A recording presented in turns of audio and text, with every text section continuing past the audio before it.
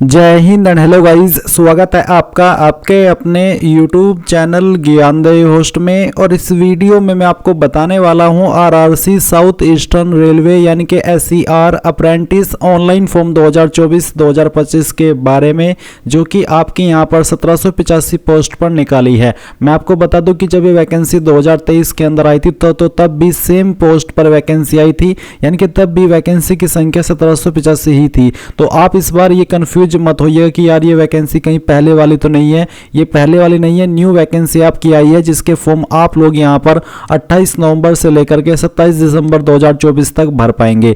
Age limit यहां पर आपकी 15 से 24 साल के बीच रखी गई है, जो कि 1/1/2025 तक काउंट की जाएगी।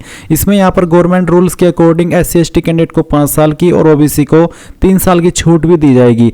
अप्लाई करने के लिए 10वीं पास की योग्यता और साथ ही ITI की योग्यता मांगी है उसी ट्रेड में जिस ट्रेड में आप अप्लाई करना चाहते हैं, चाहे वो आपने NCVT के द्वारा की हो या फिर SCVT के द्वारा। एप्लीकेशन फीस यहाँ पर जनरल OBC के लिए 100 रुपये रखी गई है। SC/ST विकलांग एंड ऑल कैटेगरी फीमेल, इनके लिए कोई भी फीस नहीं है। सिलेक्शन आपका इसमें मेरिट के आधार पर किया जाएगा। एंड यहाँ पर मैंने आपको पूरी जानकारी दे दी है कौन से आपके ट्रेड के अंदर कितनी वैकेंसी निकाली है और कौन सी वर्कशॉप के लिए है, वो पूरी जानकारी आप इस यहाँ पर इस टेबल में देख सकते हैं। तो सभी जानकारी आपने चेक कर ली। मैंने आपको वीडियो के डिस्क्रिप्शन में हमारी वेबसाइट jobsgyan.in का लिंक दिया है। ये लिंक आप जैसे ही ओपन करेंगे आपके सामने इस फॉर्म की जानकारी आ जाएगी। यहाँ से भी आप पूरी जानकारी चेक कर सकते हैं। सभी जानकारी चेक करने के बाद में इंपॉर्टेंट लिंक के सेक्शन में आप यहाँ पर आएंगे और अप्लाई ऑनलाइन लिंक ओपन करेंगे। देन आपके सामने कुछ ऐसा इंटरफेस आ जाएगा। अब यहाँ पर आपको आगे की जानकारी कंप्लीट करनी है। तो यहां पर आने के बाद में सबसे पहले आप रजिस्टर के ऊपर क्लिक करेंगे। इसके बाद आपके सामने यहां पर पर्सनल डिटेल फिल करने का सेक्शन आएगा। तो एक एक करके यहां पर ये सब जानकारी भर लीजिए। आप यहां पर गाइज अपनी पर्सनल इंफॉर्मेशन फिल करेंगे। तो पहले आता है नेम। तो नेम के अंदर आपको आपका फर्स्ट नेम एंटर करना है, फिर मिडिल नेम और उसके बाद में जो भी आपका लास्ट नेम है वो आप यहां पर एंटर कर देंगे। फिर आपको यहां पर फादर नेम एंटर करना है एंड देन आपको यहां पर मदर नेम एंटर करना है। डेट ऑफ बर्थ आपकी क्या है वो आप यहां पर कैलेंडर के ऊपर क्लिक करके सिलेक्ट कर लेंगे। फिर आपको यहां पर आपका जेंडर सेलेक्ट कर लेना है। नेशनलिटी के अंदर आप इंडियन सेलेक्ट कर लेंगे। रिलीजन आपका जो भी है वो आप यहां पर सेलेक्ट कर लीजिए। फिर मैरिटल स्टेटस बताइए, अनमैरिड, मैरिड या फिर डाइवोर्स, जो भी है वो आप यहां पर सेलेक्ट कीजिए। कास्ट कैटेगरी आपकी क्या है, जो भी है इनमें से SC/ST और अनरिजर्व्ड यानी कि जनरल, तो जो भी है वो आपको यहां पर सेलेक्ट कर लेनी है। इसके बाद अगला सवाल आता है कि क्या आप एक्स सर्विसमैन है, अगर हाँ तो यस, नहीं तो आप नो करेंगे। फिर यहां पर आता है do you belong to PWD, यानी कि क्या आप विकलांग कैटेगरी से बिलोंग करते हैं, अगर हाँ तो यस, नहीं तो आप नो करेंगे। सिलेक्ट आइडेंटिटी कार्ड टाइप, तो आपको यहां पर इसमें आधार कार्ड सेलेक्ट कर लेना है और जो आधार कार्ड का नंबर है वो आप यहां पर एंटर कर देंगे।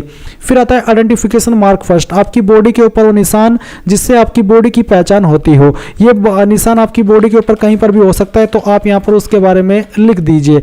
एंड अगर बॉडी के ऊपर 2 मार्क है परमानेंट तो आप दूसरा मार्क भी यहां पर लिखेंगे, अगर नहीं है तो आपको यहां पर नो मार्क लिख देना है। फिर आप आपका मोबाइल नंबर एंटर करेंगे, अपना ईमेल एड्रेस एंटर करेंगे। फिर आता है सिलेक्ट डिवीजन यूनिट, तो आप यहां पर जिस भी डिवीजन के लिए या फिर यूनिट के लिए आप अप्लाई करना चाहते हैं वो आपको सिलेक्ट कर लेनी है। फिर उसके किस ट्रेड में आपको अप्लाई करना है वो ट्रेड आप यहां पर सिलेक्ट कर लेंगे।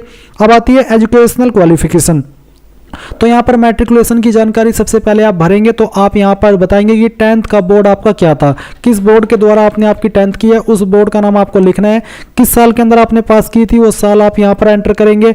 एंड यहाँ पर रोल नंबर आपका क्या है वो रोल नंबर आप यहाँ पर एंटर कर देंगे। एंड ये एंटर करने के बाद में आपको आपका 10th का सर्टिफिकेट नंबर देना है। फिर आता है ऑब्टेन्ड मार्क्स या फिर CGPA, तो अगर आपके नंबर मार्क्स के अंदर है तो आपको जो नंबर आए थे 10वीं के अंदर वो यहाँ पर एंटर करने हैं। जो भी नंबर थे वो आप यहाँ पर डाल दीजिए। आपको बोला है without additional subject, additional subject को छोड़ करके आपको यहाँ पर आपके ऑब्टेन्ड मार्क्स लिखने हैं। एंड फिर आपके जो टोटल नंबर थे वो आप यहाँ पर डालिए, परसेंटेज आपकी कैलकुलेट कर ली जाएगी। अब आपको सेम वे में ITI की इन्फॉर्मेशन देनी है। तो आपको बताना है name of board, university, institute. आप यहाँ पर आपके बोर्ड का नाम भी दे सकते हैं, आपकी यूनिवर्सिटी का नाम या फिर इंस्टीट्यूट, यानी कि कहाँ से आपने किया, तो कोई भी जानकारी आप यहाँ पर भर दीजिए। तो जहाँ से भी आपने की है वो आप यहाँ पर इंस्टीट्यूट का नाम एंटर कर दीजिएगा। इसके बाद में आपको यहाँ पर ईयर ऑफ पासिंग बताना है, रोल नंबर बताना है, फाइनल ईयर का सर्टिफिकेट नंबर देना है, कितने नंबर आपको आए थे वो नंबर आप यहाँ पर एंटर करेंगे, कितने में से आए थे वो आप यहाँ पर लिख देंगे, परसेंटेज आपकी कैलकुलेट कर ली जाएगी।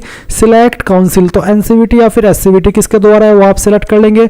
आपको यहाँ पर बताना है आपका रिजल्ट पास या फिर फेल और ट्रेड यहाँ पर आपका दिया गया है। अब ये सभी जानकारी चेक करने के बाद में आप यहाँ पर नेक्स्ट के ऊपर क्लिक कीजिए। अब यहाँ पर आपको एड्रेस की इंफॉर्मेशन फिल करनी है, तो एक तरफ है परमानेंट एड्रेस और दूसरी तरफ है कोरस्पोंडेंस एड्रेस यानी कि प्रेजेंट एड्रेस। तो जो आपका यहाँ पर परमानेंट एड्रेस है उसमें आप आपका विलेज या टाउन का नाम लिखिए, पोस्ट ऑफिस आपका कौन सा है वो आप यहाँ पर लिख दीजिए, तहसील आपकी कौन सी है वो आप यहाँ पर लिख देंगे, फिर पुलिस स्टेशन आपका नजदीकी कौन सा है वो आप लिखेंगे, स्टेट यहाँ से आपको सेलेक्ट कर लेनी है, फिर कौन सी डिस्ट्रिक्ट है वो डिस्ट्रिक्ट आप सेलेक्ट कर लेंगे, एंड देन जो आपका पिन कोड है वो भी आपको यहाँ पर डाल देना है। फिर आता है आपका कोरस्पोंडेंस एड्रेस, तो अगर आपका परमानेंट और प्रेजेंट एड्रेस एक ही है, सेम है, तो आप यहाँ पर यस कर दीजिएगा। फिर आप यहाँ पर एक पासवर्ड क्रिएट करेंगे, कम से कम 6 कैरेक्टर का रहना चाहिए। आप यहाँ पर एक पासवर्ड बनाइए, उसको दोबारा डाल करके वेरीफाई कीजिए, फिर यहाँ पर टिक कीजिए एंड देन प्रोसीड के ऊपर क्लिक कीजिए। नाउ गाइज आपने जो भी जानकारी शुरू से लेकर के अभी तक भरी है वो सभी आपके सामने, आप यहाँ पर एक एक करके सभी जानकारी को चेक कर ले एंड जब आपको लगे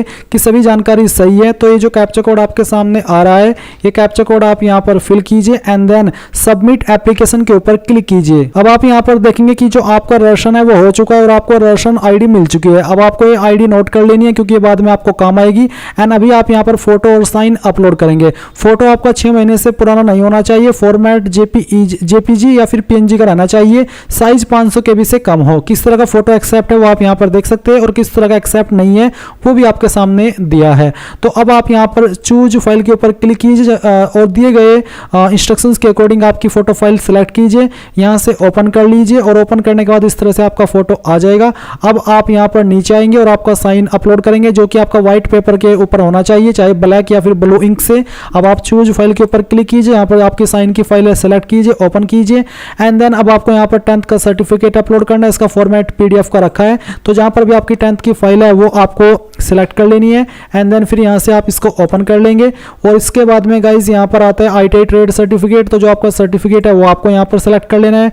मैं इस फॉर्म को डेमो के लिए भरा हूँ तो मैं एक रैंडम फाइल ही सिलेक्ट कर रहा हूँ, तो हम इस फाइल को यहाँ से सिलेक्ट कर लेते हैं। एंड इसके बाद में अगर आपकी कैटेगरी SC ST OBC है तो वो आपको यहाँ पर जो कैटेगरी सर्टिफिकेट है वो अपलोड करना होगा। इसका फॉर्मेट भी आपका PDF का ही रखा है, तो आप फाइल सेलेक्ट कीजिए और यहाँ से इसको ओपन कर लीजिए। अब आप प्रोसीड के ऊपर क्लिक करेंगे। प्रोसीड पर क्लिक करने के बाद आप देख सकते हैं the application form submitted by you is provisional registered, applied for किसके लिए आपने अप्लाई किया वो आप यहाँ पर देख सकते हैं। एंड जो कैंडिडेट इस फॉर्म को SC ST से भरे हैं उनको डायरेक्टली प्रिंट लेने का मौका दिया गया है। एंड जो जनरल OBC से भरेंगे उनको यहाँ पर इसके बाद में फीस जमा करनी है। जब वो अपनी एप्लीकेशन फीस जमा कर देंगे तभी वो अपना फॉर्म फाइनल सबमिट कर पाएंगे, यानी कि तभी फॉर्म फाइनल सबमिट माना जाएगा।